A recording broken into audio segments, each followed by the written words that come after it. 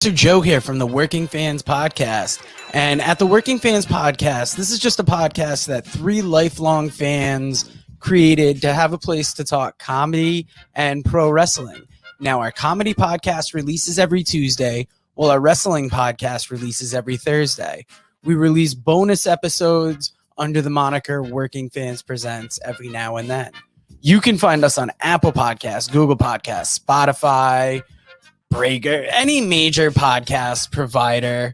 The important thing is just please like, rate, review, subscribe wherever you listen to us. Now, we have started a new thing. We are now on Amazon and Audible. So those episodes release every Monday.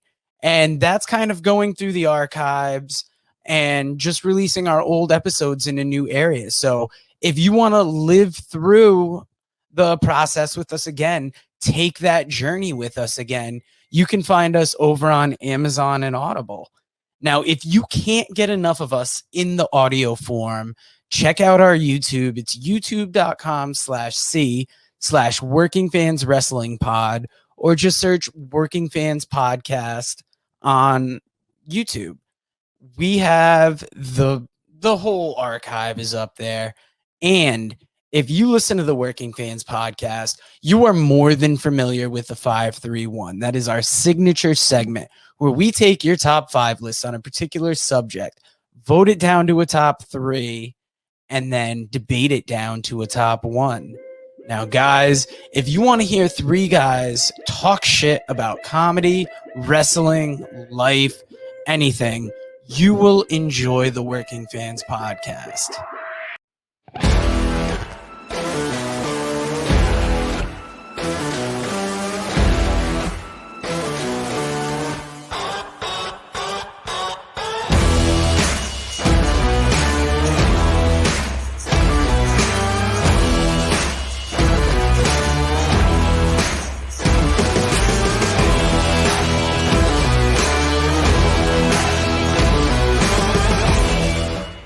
All right, everybody, it's the Working Fans Podcast.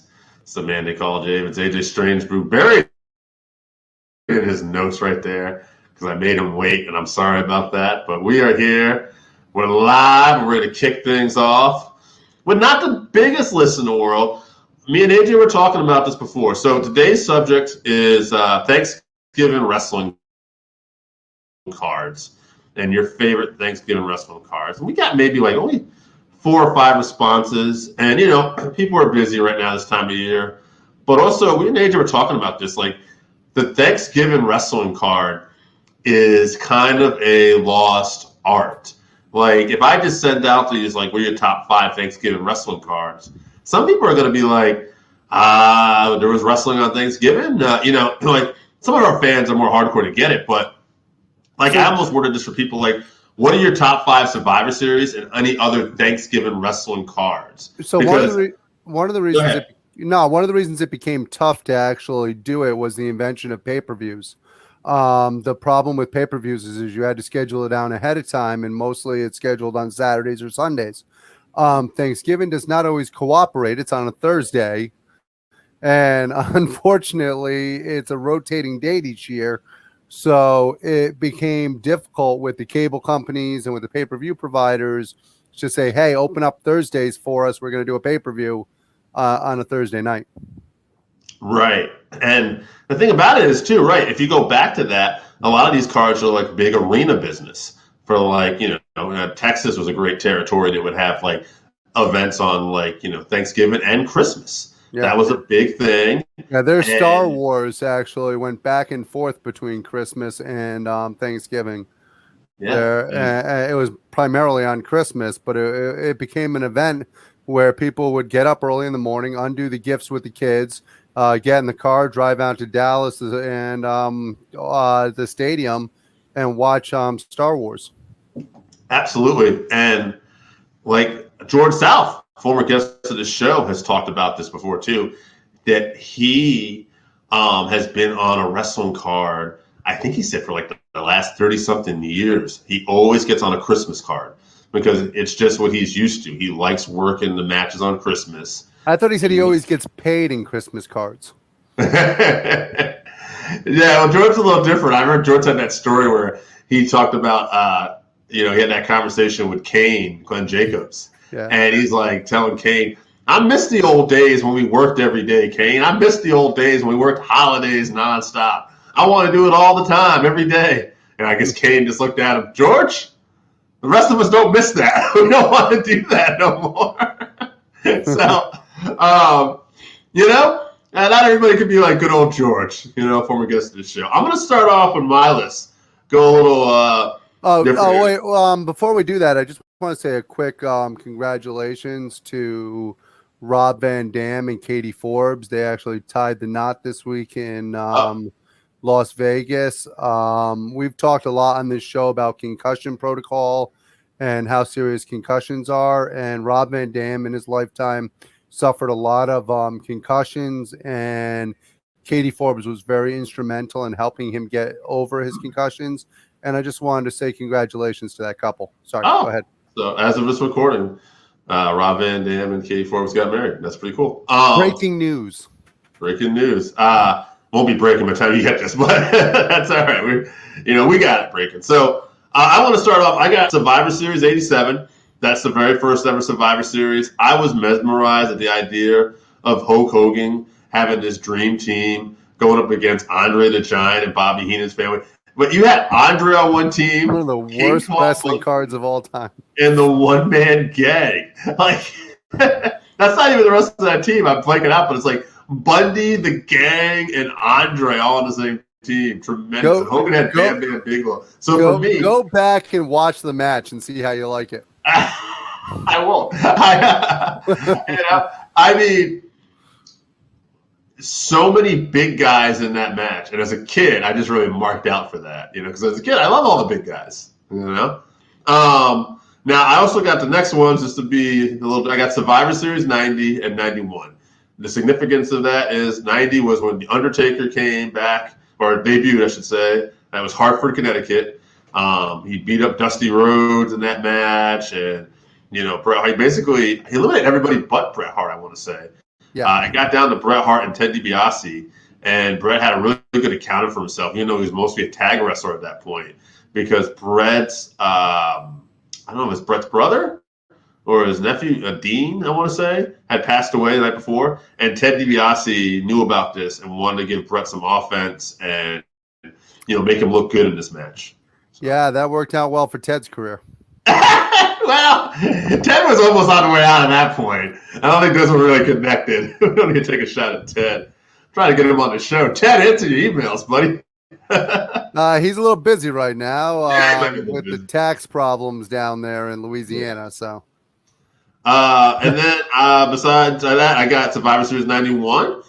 Shocking to me, Undertaker ends up taking the belt from Hulk Hogan. This was really unheard of at that point because Hogan had really only lost the belt. This is what Hogan's going to be his third reign when he wins some take. So he won it back from Savage, but he had lost it to Andre. And it was like the two referees and everything. So nobody had just really beaten Hogan. Andre was like. Well, in fairness, he did give him the tombstone pile driver on that deadly chair that Flair slid into the ring. And afterwards, from all reports, he almost killed Hogan with the deadliness of that tombstone. Yes. So there's a story behind that. So we'll get to that. So to me, it was just a crazy moment. Hogan didn't drop the belt off, and I didn't know. I thought he was going to have it for another 4 or 5 years. But I'm also going to throw Starrcade 84 in there. That is with Rhodes and Flair. And Joe Frazier was referee, I believe you said. We talked about this on there. Yeah. How much better was Joe Frazier than Gene Kiniski?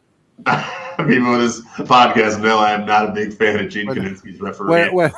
When you don't go into business for yourself like Gene Kiniski, you do much better. I'm also going to put in actually. I'm sorry. We should say the late horrible Gene Kiniski. In fact, hold on 1 second because I want to get this right because I'm changing my next pick because I'll just do it to pop you. Well, you can. You're the first one going, so nobody's going to know if you. I believe this is the card. Oh man, I want to say it's Starrcade 87. Nope, that's the one where Flair actually beat Ronnie Garvin for the title. Yes. 87 is versus Ronnie Garvin. Oh, okay. So my next favorite Starrcade would be Ric Flair and Lex Luger, 1988. This is the finish that actually pissed off the Baltimore fans. Which is actually the first one not to happen actually on Thanksgiving. Yeah, well, all right. Hey, yeah, so this was basically, there was blood, like a trickle of blood on Luger's head. It looked like he could have cut himself shaving. Right, basically ready to submit. And, basically they had to call it because Baltimore Commission, we can't allow blood. So the funny thing is the Baltimore Athletic Commission really is like that. And that little trickle of blood really would shut the match down. It's absolutely insane. The reason why it was a little trickle of blood, too, was because Luger, we've heard on other recent podcasts, did not like blading. He was not used to blading or that. So, which I say that. People did volunteer to help him. It's true. But I say that because go back to when we were talking earlier, you were kind of interjecting some real life stuff there. We're talking about that Hogan-Undertaker 91. That was... So the finish was, as AJ pointed out, Flair slid the chair into the ring, and Taker does a tombstone pile driver on Hogan. And by all accounts, basically, Hogan went back and complained about his neck and tried to say that Taker, dropped him and didn't really know what he was doing and dropped him on his head. Except for, you could clearly see Taker was nowhere near the chair. And nowhere near the chair. And, of course, Taker was going to be safe with him because Taker is brand new in the business at this time, only a few years. He's getting the push of a lifetime. He's getting the belt against Hulk Hogan, and it's not like he's going to be reckless. The last thing he wanted to do was go back to after the team with the Skyscraper. So, yeah. All right. I'm going to read off some lists, and then we'll get to your list last. I got Jesse from New Hampshire. He's got Survivor Series 91, Survivor Series 92, Survivor Series 2001, 2002, Starrcade 83, and Starrcade 84. Jake Rule, because again, the Jake Rule is always in effect. I'm going to go right next to Randy after this. We got Survivor Series 87. That's the second list that's going to make. Survivor, and he's got 90 and 91 as well in there. And also Starrcade 86 and 85. That's good. People are always kissing up to The Undertaker. It's fine. It's Hey, Mike Flynn's got an interesting list here. He's got Survivor Series 97. That's a screw job. Yeah. 2019, he loved the NXT. Did that happen on Thanksgiving? Did not. He loved the. We're not being a stickler for that. If it's in the month of November. Apparently not. No, I'm not. And Survivor Series 2019, he loved the NXT part, which I agree, by the way. He's also got Starrcade 83, Survivor Series 2002, and Survivor Series 87. NXT in 2019, that was the year that Adam Cole and the Era, and they were really pushing NXT hard. They actually got the better of SmackDown and Raw. And we really thought as fans for a minute, like, wow, they're really pushing NXT as the top third. Yeah, I know. They're on my list. And this is really cool. It's really awesome to see where NXT is going, and this is going to be great for the WWE and the professional wrestling business. Now it's nice. Now it's nice to reflect. Now it's nice to reflect with a tear in our eye. I watched. Usually, I skip Monday Night Raw during the week, and Raw had a couple good matches lately this week when I watched it. So I always skipped one wrestling show this week. It was NXT. That would never happen. It happened now. Which is a damn shame. It really is. I watched NXT UK before I watched NXT. But one more list. I got Zach St. John. He's got Survivor Series 95, personal favorite. Survivor Series 87, Survivor Series 96, Starrcade 83, 85. And that personal favorite of his, that was also Bret Hart winning his third world title, which also didn't happen a lot back then. Besides Hogan, not many people got a third world title. And I remember that being a big deal. What's that? I said I remember that being a big deal back then. Yeah, and I mean... Now if you've got less than 10, you're not even in the conversation. Yeah, but Diesel looked like he was prone to be that next Hogan run, too. So... That was definitely a big upset. AJ, what do you got for a list? And we'll try to figure out some of our favorite Thanksgiving wrestling cards. So I've actually got a Survivor Series, but I have Survivor Series 1988. That's actually the one with Savage and Hogan versus Bossman and Akeem, the African Dream. And that's actually one of my favorite ones. I thought as a match, the main event was actually better than the first one. So, and I remember that as a kid. That was their teams, right? Because they had other people on those teams too, I imagine. Yeah, no, they had other people on the team. That was just the headliners of the team. Exactly. Yeah. But the show also featured guys like Ted DiBiase, Jake Roberts, Harley Race, Mr. Perfect, Andre the Giant, in one of his last good attempts. Owen Hart that was his first big event. Yeah, so it was just one of my favorite cards from a historic listing. I also have NXT 2019. They tore the house down that year. It was one of the best just pure wrestling cards that you could see. The Undisputed Era was insane. They were undisputed and in this era, so that's good. So that's my number 2. It might be on another show soon. Yeah, it could be. That's although Roddy's doing good on his own, so it'd be hard to actually pull him off. He's the last one we need. I mean, well, we do need O'Reilly, but I think O'Reilly's just around the corner. Yeah, that's with what they're doing with him now, I don't blame him if they. You don't think he's doing real happy with Vanderkamp fish sticks? Turning him into the next Skinner. That's great. I do have another Survivor Series. I've got Survivor Series 1992. Just from a wrestling standpoint, I thought the wrestling was really good on it. That's the one with Perfect and Savage versus Ramon and Ric Flair. It's got the Undertaker versus Kamala in the casket match. It's just a good, fun, all-around one.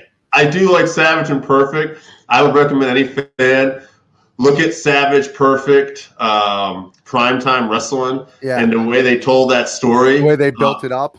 Yeah, with him, asking Perfect to be his partner, and then you see the crumbling of Flair, Razor, Perfect, and Bobby Heenan, and Bobby's so good in that, and he really made those segments. But and the fact of the matter is, it might have the best main event of any of the Survivor Series. The main event was Bret Hart versus Shawn Michaels for the World Championship. Yeah. So it's awful hard to beat that from a wrestling standpoint, in my opinion. And so that's my number 3. I did put in Survivor Series 1990 just because how do you not have the Undertaker's debut there? There are some negatives to that Gobbledygooker. But Undertaker went on a tear there, and it was a hell of a way to debut. And also, too, that is the first ever and only ever they had Ultimate Survivor Series, where basically the finals of babyface teams versus the final heel teams, where they all combined. Took all the winners from the the winners, right. Yeah, so I actually enjoyed that one. And then my last one is actually it'd be really easy to say, the original Survivor Series, but as I've already said, that one sucked ass. So I'm going to go with 1985, the second time that it was actually Rhodes and versus Flair. And nothing against Joe Frazier, but I like it when it's actually just a regular referee. Right. And I love the storyline. 1985 is one of my favorite years in the NWA. They did such a good story between hurting Ole Anderson and all the feuds, and they literally built it up all year as to what was going on with the stuff with Baby Doll and how Iron Anderson and Tully Blanchard, and it just, they built all year to it, and the card ended up being absolutely sensational. Yeah, I would agree. And it's interesting. I think me and you really look fondly upon that era of Crockett in that 80s wrestling. But late 84 to me to late 86 is the best time period for NWA. Right. In my opinion. But for me, it's I don't know if it's because it's just a time period, but those cards, those mega wrestling cards for them, don't stick out on a whole for me. Because they would have a ton of matches, and I think just because I was also just getting my feet wet in wrestling, like I don't remember every single thing. And so the other problem was they also were still doing a lot of territory, and I think we've talked about this in the past, where when you did territory, you had to have matches that were specifically for different territories. So you'd bring in stars from territories that on a national level, that storyline didn't mean shit. But to those individual markets, like this 85, it takes place in Greensboro. Greensboro was very specific, and they wanted to see their Jimmy Valiants. They wanted to see their Paul Jones. They wanted to see Paul Jones basically get his ass kicked because he was that heel in their market who they absolutely hated and couldn't stand. So while you had the Horsemen at the national level, and you had Dusty, and you had Flair, and you had the beginning of the Rock and Roll Express, stuff of that nature, unfortunately, you still had to have those territory guys in there. Yeah, absolutely. When picking a list, I feel like we heard Survivor Series 90 and 91 both thrown in there a lot. People had the original 87 in there. Well, this is a lot harder because we basically have 5 lists, so I think I'm going to throw Starrcade 95 as an honorable. I'm going to put them in the 3rd spot just because I think it's cool that Starrcade should make the list. You said 85, right? 85, yeah. That was the one you picked. Yeah, I'm going to put that in there. And then I think, I don't know, man. I don't know how you go against, like, when I'm looking at these events, I really like that Undertaker beating Hogan in 91. Yeah, I like the 91 better than 90, and I like 85 better than 90. Just from a we can put the 90 Survivor Series on the 3rd spot. So Starrcade. I was going to say, here's a simple reason why. How many people remember the other matches other than Undertaker actually?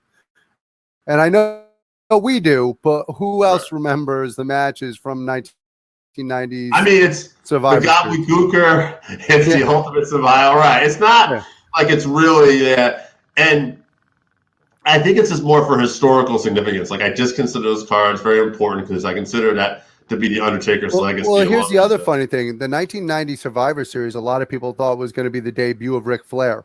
They thought that the big surprise was going to be Ric Flair, not the Gobbledygooker. Yeah, Ric Flair was going to come out the egg. Exactly. And then Flair actually ended up being the one responsible for the Undertaker winning the actual World Championship in 1991. So it's a little irony there. Yeah. And Undertaker was worried that he was going to come out of the egg too. He's now talked about it. He's like, Vince McMahon called me up and he said, Undertaker.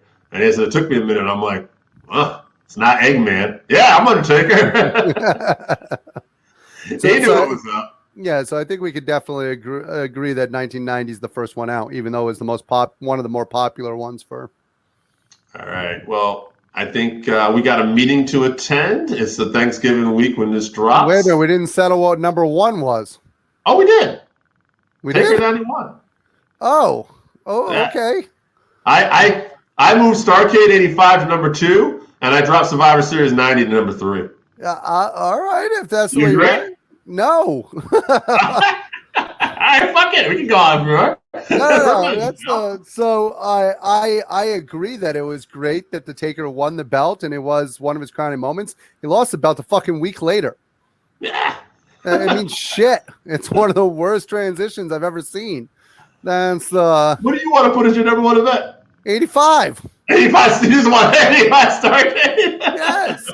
It's a much better event. The build to it was all year. What was the build to the frickin' Hogan and Undertaker? I'm not going to fight you too on this. I don't give a fuck about these events if we're really going to be honest about it. Well, and that's the problem. I don't really like these Thanksgiving wrestling cards that much. But I was going to say, I think that's why we didn't get a lot of lists, is because nobody really gives a shit about Thanksgiving. I had to really stretch out just to make this fucking show. The only reason I'm passionate about 85 winning is because, quite frankly, I like the NWA in 85 much better than I like 1990 WWE. Yeah. Or 1991 WWE. Well, like an ex-wife, you wore me down. Starrcade 85 is your winner. Taker 91 is number 2. And Survivor Series 90 is 3. Fuck them. Guys, this is not one of my favorite subjects. We will be back though with some great December lists that actually our meeting we're about to head to. That's going to be what we're talking about. We're coming out with December, and check our social media sites as we'll have some good wrestling stuff coming up for that. I can already tell you, I got some ideas in my mind. But yep, I believe actually this is all a thing for our meeting. So wait till we do the Christmas cards. we ain't doing the Christmas cards. Fuck them. All right, Working Fans Podcast. We're out. Everybody, this is the Working Fans Podcast with a man called Dave. And today I have a special guest. This man has been in the wrestling business for a while. He was the manager of Nikolai Volkov for a while. This is Nikita Baresnikov. And he is going to tell us about some of his experiences today in pro wrestling. Nikita, how you doing?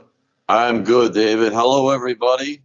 It's great to be heard because in these times, I don't know what they're doing here in this USA, but man, the guys got it screwed up. Man, yeah. All settled. If you end it, no problem. No shit, man. No shit. It's definitely, yeah. It's nice just to be heard. Absolutely, man. So my first question, I guess, is how did you get into this wacky business, man? Pro wrestling. I'm gonna steal Lou Gehrig's line.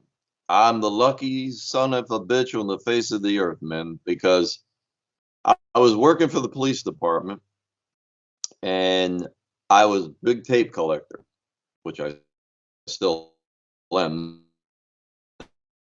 Now it's, of course, DVD. And I saw a local promotion, Nikolai Volkov was going to be doing a show. So I was working that day. So I thought, you know what, maybe I talk to him. Maybe I can get a line on expanding my tape library. So long story short, we meet, we talk. He had nothing, but I had plenty, which I gave to him. And we became friends, very good friends. And because he was from Baltimore. That's where he's buried, in Baltimore County. And we hit it off from there. I pestered him to death to get into the business, and he relented. I got into it. We did it, and we gelled. We really did. And that's because of the chemistry, the friendship that was there. Like he and Sheik, you know, they had a great chemistry. It was just two guys that you just put them out there, and the rest will work itself out. Were you a big fan before? I mean, you were tape trading. So what were you like? Yeah. What did you grow up on? What were some of the guys you loved? I know you're going to give me a minute to do this, but there's a segue.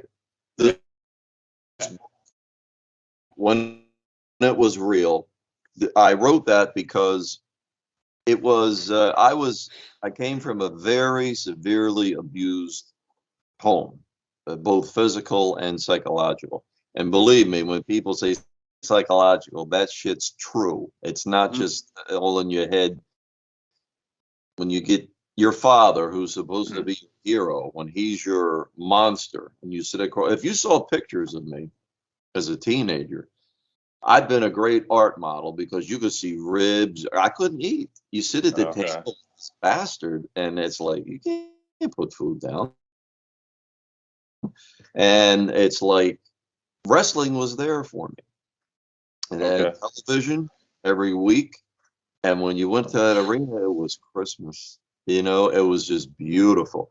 So the book is about us, the fans. It's not about me and what it meant to us. And I say when it was real because, yeah, from day one, everybody, it's this, it's that. But we could believe it.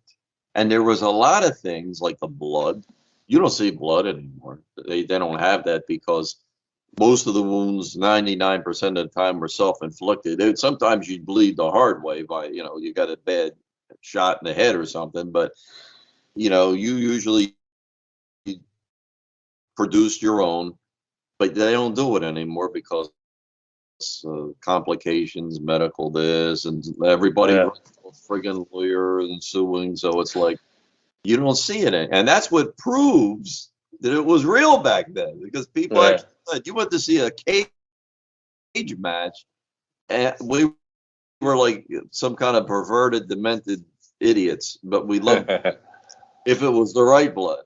If we saw our guy, the people that like Chief J. Strongbow, Bruno Sammartino, Bob Backlund bleed, we were going to wait for you when you came out that night. And we did. And they would be showered with everything. Their cars, flat tires, a whole routine. Because it was not just something you went and watched and then turned the television off. You lived it. You experienced that. And that kind of passion. You know, today Vince McMahon has a whole friggin' staff. He's got all this and all that.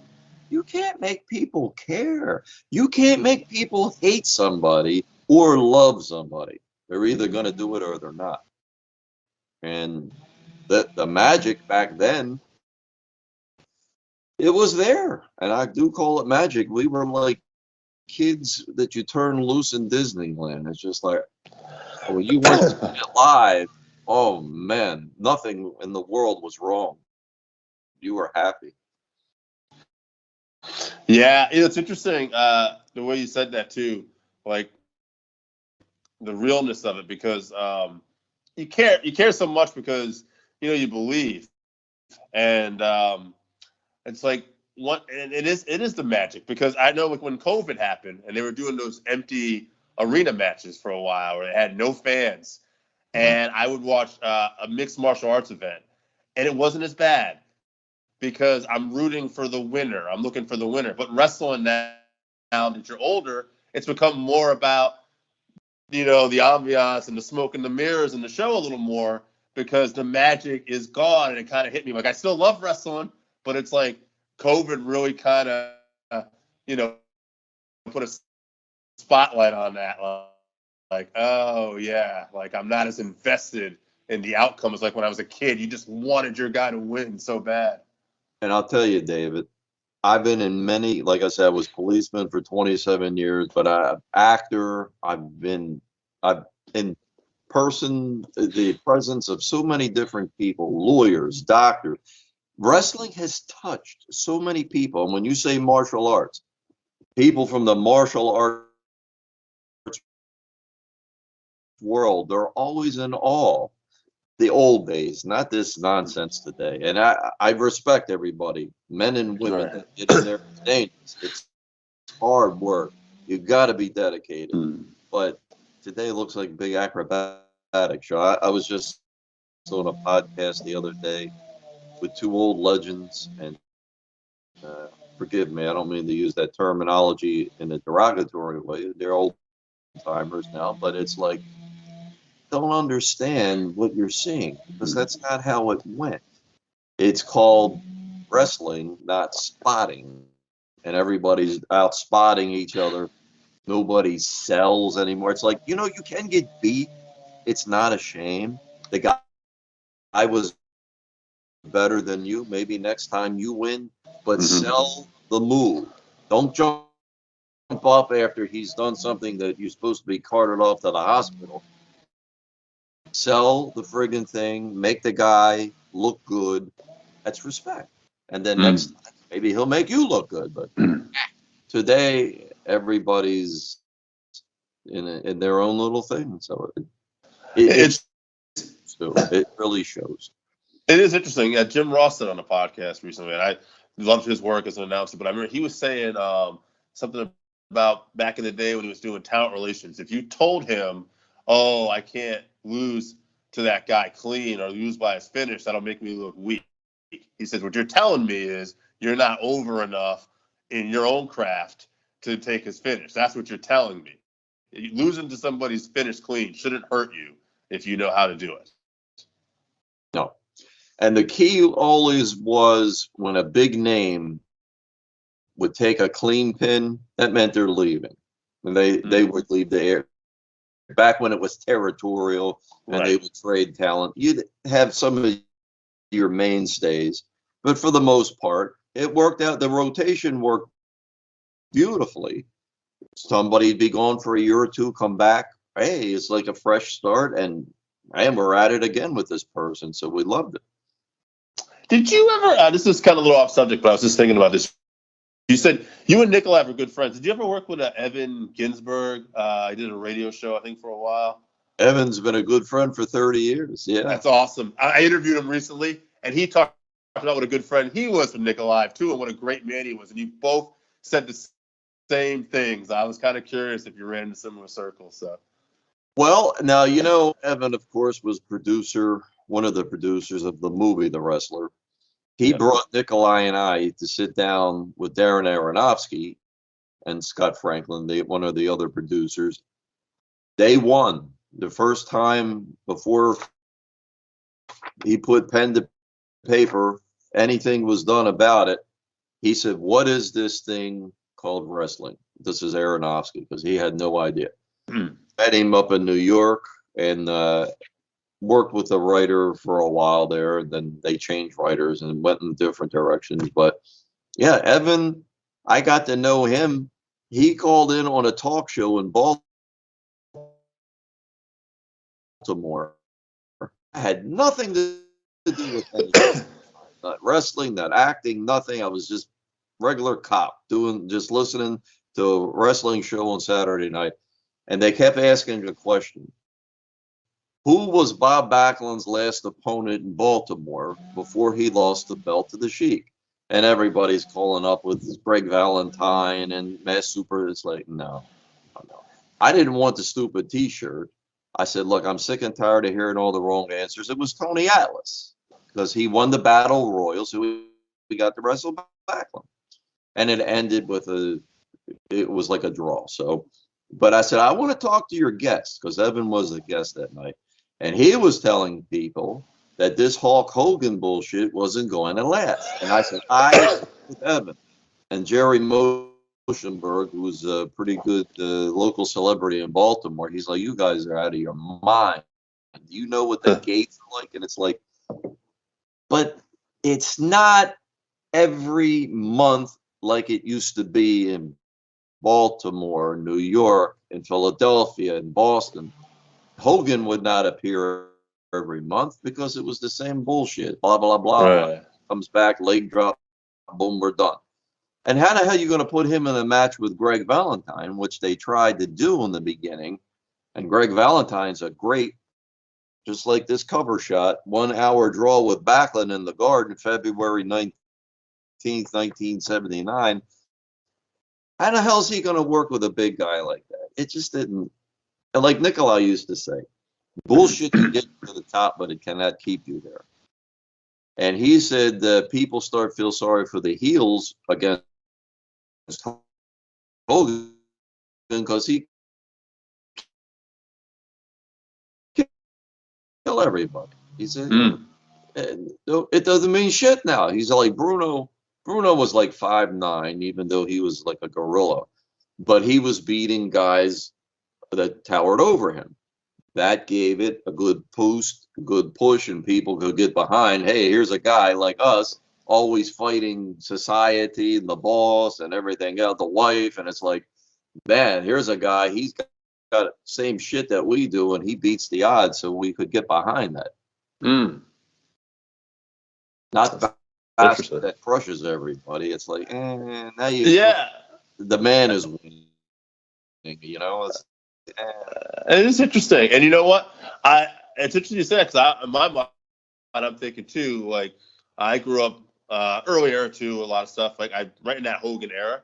I was a kid, though, right? I'm a kid, so I'm buying all this. But as I got older, I got very bored with the Hogan era. I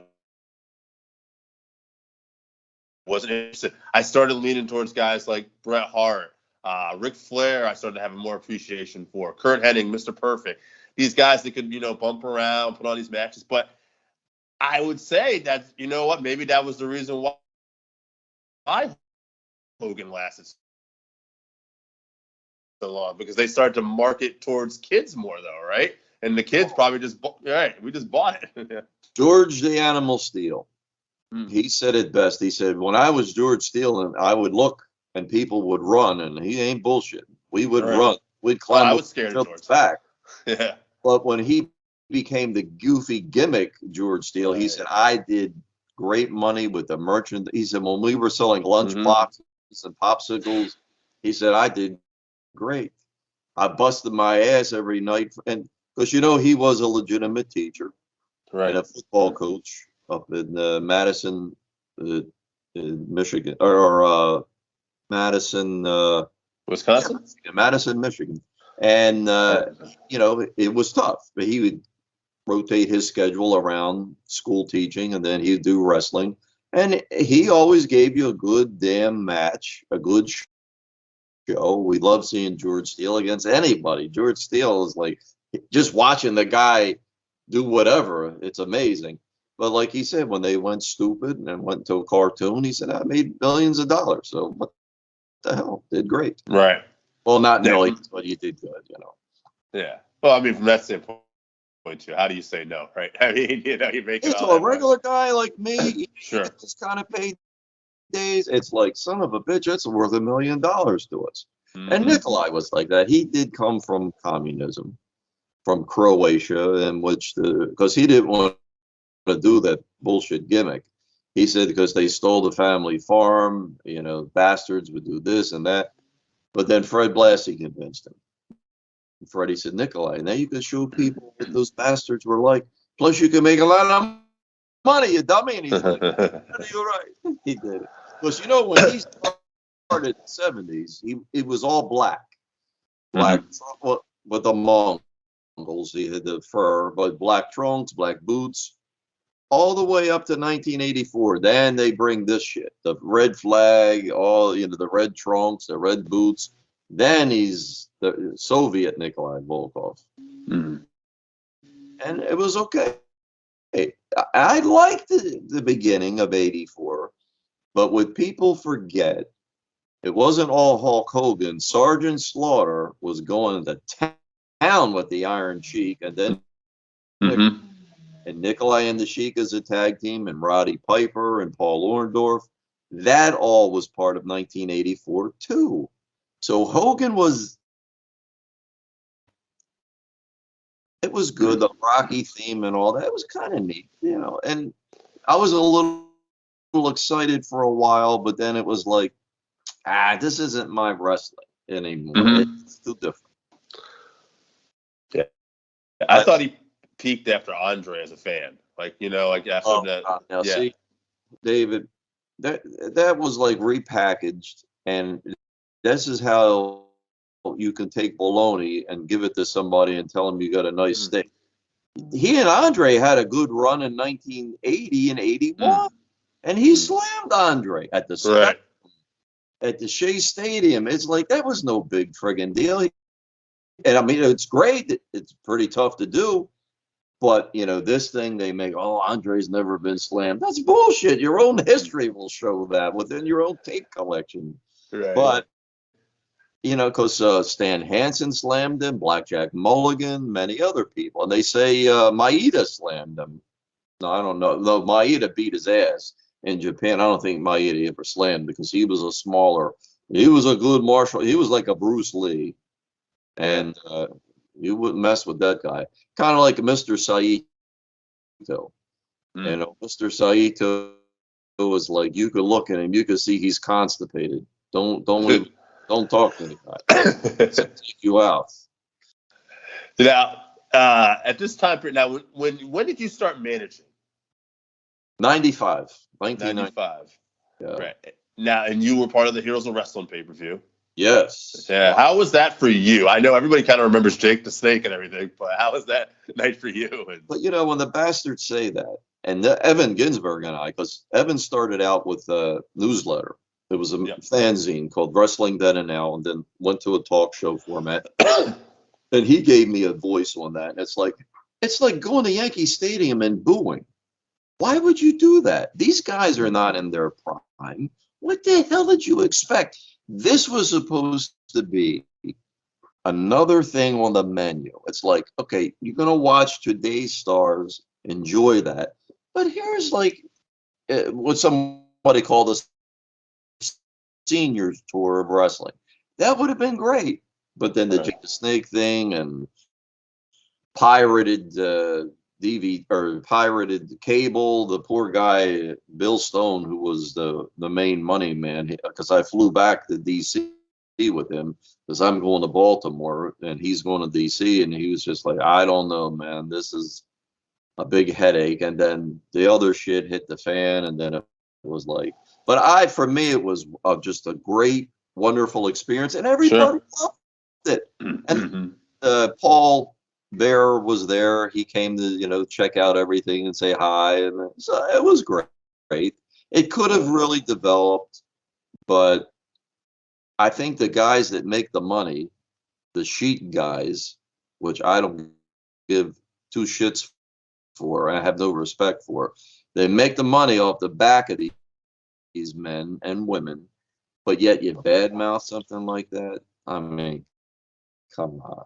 You should just say, hey, look, they got out there, they gave the best they could. I mean, my God, one-man gang and Abdul the Butcher, it was a bloodbath. Yeah. They poured it out. It's like, come on, man, here they are. They're trying. That's all. All anybody can ask of you is to try and give everything you've got. However it turns out, it turns out. But, It is interesting. Yeah, people tend to concentrate on negative. Like, I remember some stuff about that. Like, Tully Blanchard cut a hell of a promo and was still, it was like, man, Tully could still go, When people say it's the worst pay-per-view of all time, it's like, I love that because I come from the world of acting as well. I'm a union actor. And as long as they're talking about you, it's good. And that would have its own magic to say it's the worst pay-per-view of all time. But there's no way. I've seen some shit over the years. Yeah. It's like, you got to be kidding me. That friggin' cartoon, that stupidity, get out of here. Oh, man. So I was talking to somebody today. They were talking about an episode of SmackDown last night. I'll show you where I'm going with this. They did this pull apart with Brock Lesnar and Roman Reigns, and a friend of his texted. He goes, "Is that actually happening? Like, what's did they go up and like I said?" And I was looking at it, and because these two guys, they're a little bit different from the other cartoon guys, right? Like Brock has that legitimate background, so the way it was portrayed, I'm like, I know better. I've been watching this stuff since I'm 4 years old, and obviously other fan, but I'm like, oh, so there's still, like, if you're a casual fan, if it's done right, it hit me in the head. There is still, like, even in today's market, that they don't know, it looks a little different. And the reason why I bring that up, because in 95, it's still not quite like today, right? There's still more, I want to say, even though the internet's starting to come out, there's still more of belief in what everything that's going on, right? And the character you're portraying, I imagine that there must have been some times where you had some incidents with fans. Yeah, and maybe things got a lot heated. Yeah, I'm curious about some of that. Yes, there was a guy in it was Pennsylvania. We were, believe it or not, it was an ice skating rink. And over the years, you weren't always at Madison Square Garden. That would be like the Black Friday of the company. But then Boston and Baltimore, that's where they would make the big money. But in the between, during the week, you'd hit high schools, ice, like in New York or in Brooklyn, there was Ice World, and they would have regular shows there, even in the summertime. Of course, no rent or anything. But so we're doing a show there, working with a local guy, Kid USA. He was the stunt double for Mickey Rourke in the movie The Wrestler. I can't believe nobody ever picked him up over the years. He had a hell of a great gimmick with the Kid USA. But anyway, we're having a pretty good match. So I'm doing my thing at ringside. And this guy, he looks up at me and he says, "You MF, I'm going to get you. I'm going to wait for you. I'm a Green Beret and nobody spits on this country." I said, "I had your mother last night. Go take a walk. She said I was good," and this guy's starting to cook, right? So, I don't think nothing of it. So get ready to go to the parking lot. And I'm like, oh shit, Nikolai, there's that bastard. He's a Green Beret. He's like, "I see you later. I'm gonna go put the shit in the car." I said, "You bastard, where are you going?" So this guy, he's coming up. He's ready for business. I said, whoa, buddy, whoa. I dropped the accent. I said, showing my badge. I said, "Look, I'm on your side. policeman. This is all entertainment. He's like, no shit, you fooled me. I said, good, that's the whole idea. It's supposed to fool you, man. Pouring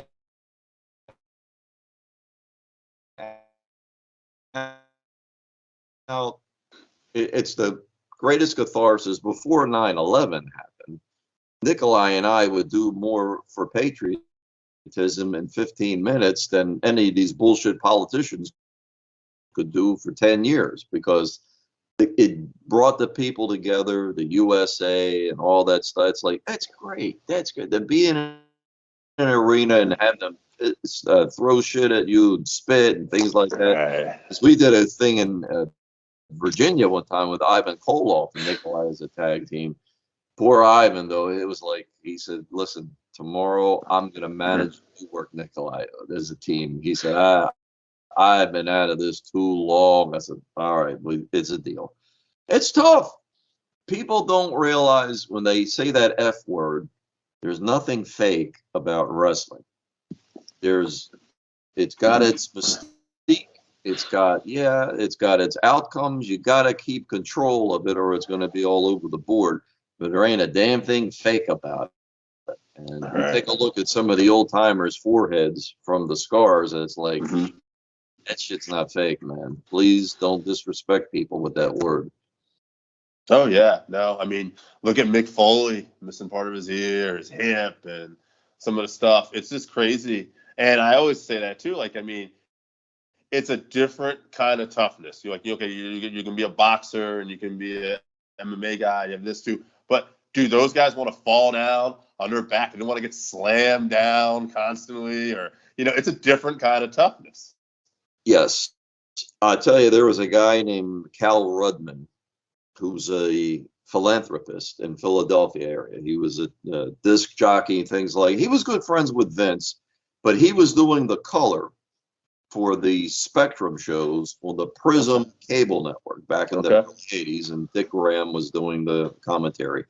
And he had actually gone to medical school at one time. And Cal Rudman said, all of my training, all of my knowledge goes against everything I'm witnessing with these guys.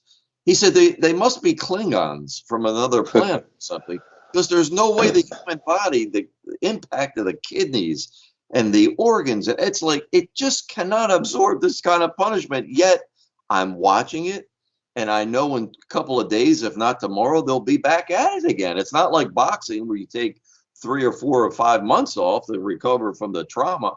And see, that's another thing with the poor boxers. Now, I got to meet Chuck Whitner over the years. Yep. He's the guy that dropped Ali. And I always thought Ali was the greatest, without a doubt, growing up in the 70s. I think the 70s was the greatest sports era of all time. But when I took a look at Whitner, that fist, because there's a picture, he's got his arm around my shoulder, and that fist, the hand is there, and I was like, son of a bitch, that's as big as my head. Glove or not, that bastard hit you. How did Ali get up? Just to get off the canvas. You gotta be the greatest. That's unbelievable. So yeah, I mean the trauma, the pinpoint hemorrhaging. It's like even pro football. Right. Yeah, they're wearing a helmet, but that brain is just taking. Because my wife, she's a brain tumor survivor, and I learned a lot about it from that. It's like you can't take that abuse. Kids should not be doing football. Kids in high school, they should wait, because believe it or not, even at that age, your skull's not really fully developed. Give them maybe another 3, 4, 5 years, and then you can maybe take that pounding. But helmet or not, that brain is getting battered around. That's just yeah. It's a rough life, man. Yeah. And being on the road, like Nick Evans, 350 days on the road, that's true. It's like a lot of divorces because it's just hard. And then you're estranged from the kids. The kids don't know who you are. Then they look at you like you a piece of shit. And it's like, yeah, but you're putting the money on the bread on the table. That's what you chose as your living, and you have to respect that. I'll ask you one more thing. We're going to get into your book and say, I want one more thing. I'm kind of curious because you've done some acting and stuff too. And I hear that from a performer standpoint with pro wrestling, because you're working directly with that crowd. So the high, I feel, is trying to be a little, you know what I mean? Like, it's different, right? I mean, what are some of the differences? Well, I actually had an argument with a woman one time who was our dialogue coach in a movie called Brush with Danger. And she's a pretty good Hollywood bigwig at the time. And she was big in the theater. So she's getting to know me, trying to help me and everybody do our bits. And she's like, well, so Nikita, what's your theater experience? I said, well, it's pro wrestling. And she's like, that's not theater. I said, wait a minute. In fact, a good friend of Evan and mine, Jeff Archer, wrote a book, Theater in the Squared Circle. And it's like, that's what it is. We're before a live crowd. If you screw up the finish, you're dead.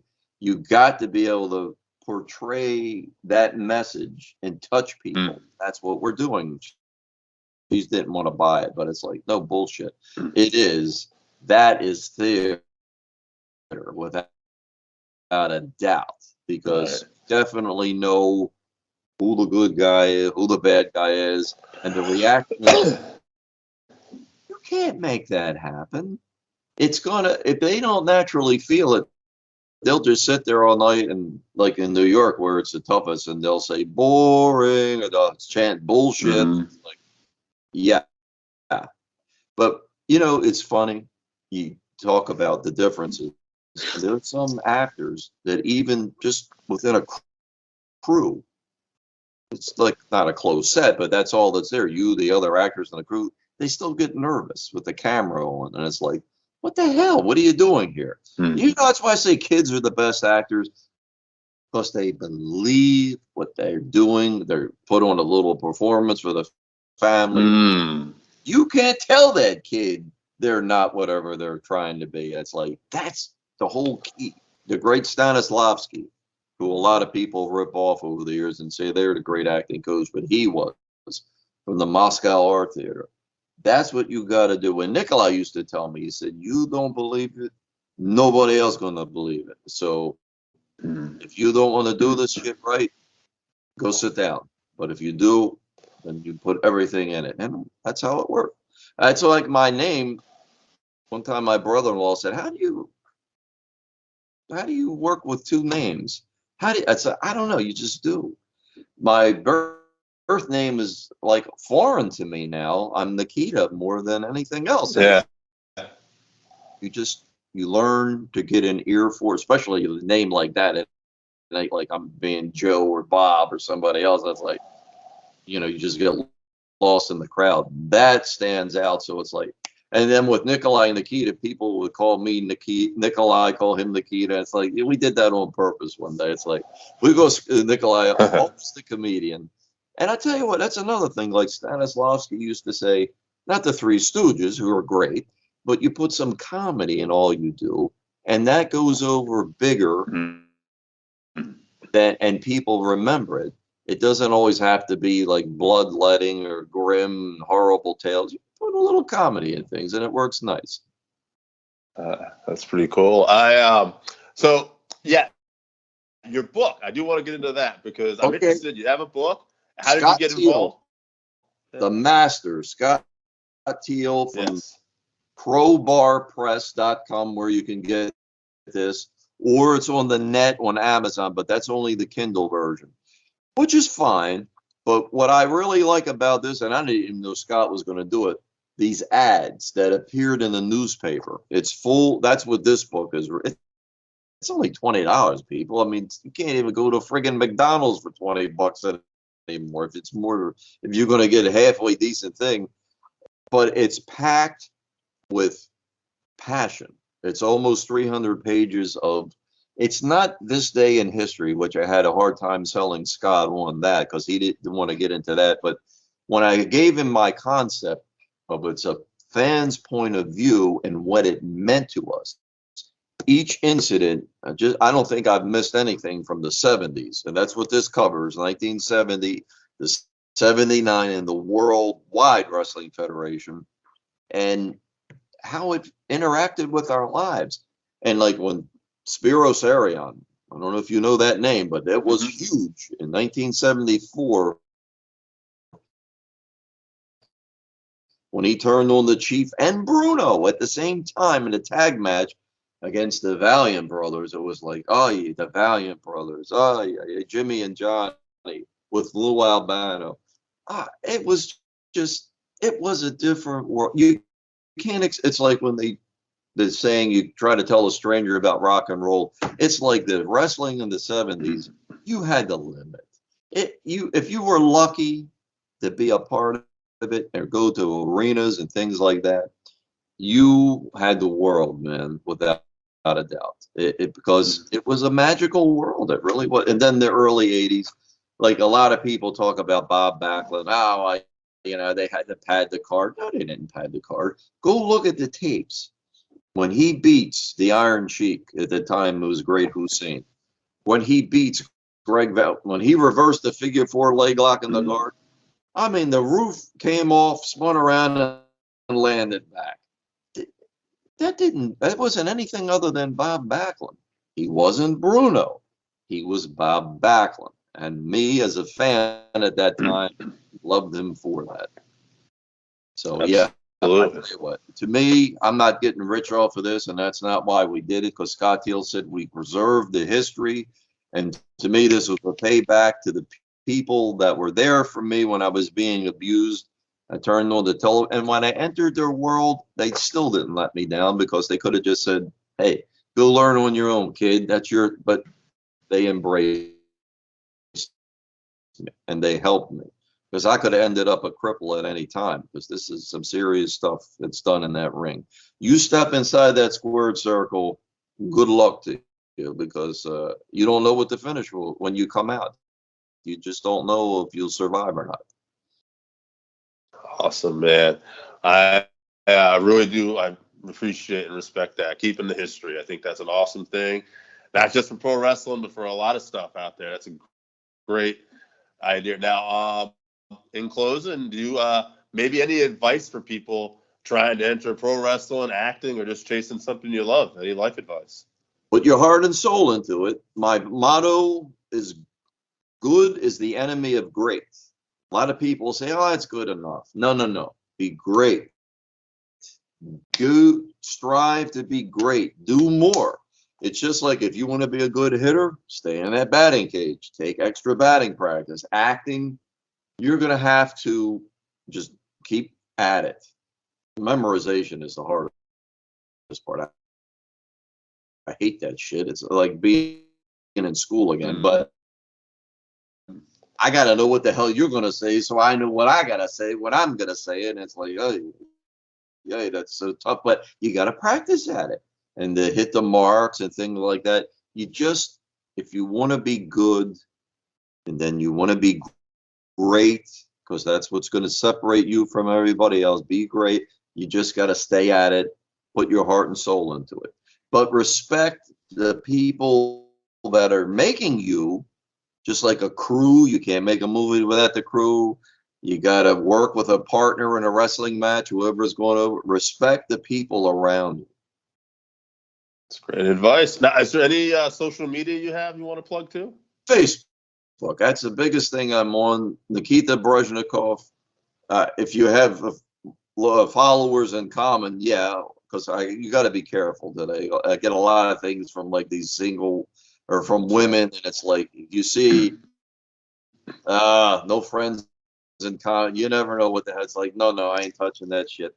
So it's like, if I have multiple friends, or I can see that somebody that's reasonable and good, sure, I'm wide open. Look, nobody, and I've met a lot of big stars over the years, and they were always nice people. We all go through the same shit. Nobody gets out alive, so nobody is better than anybody. Just, we're all in this together. Absolutely. Great words, Nikita Breznikov. Thank you so much for your time. It's been a pleasure. До свидания.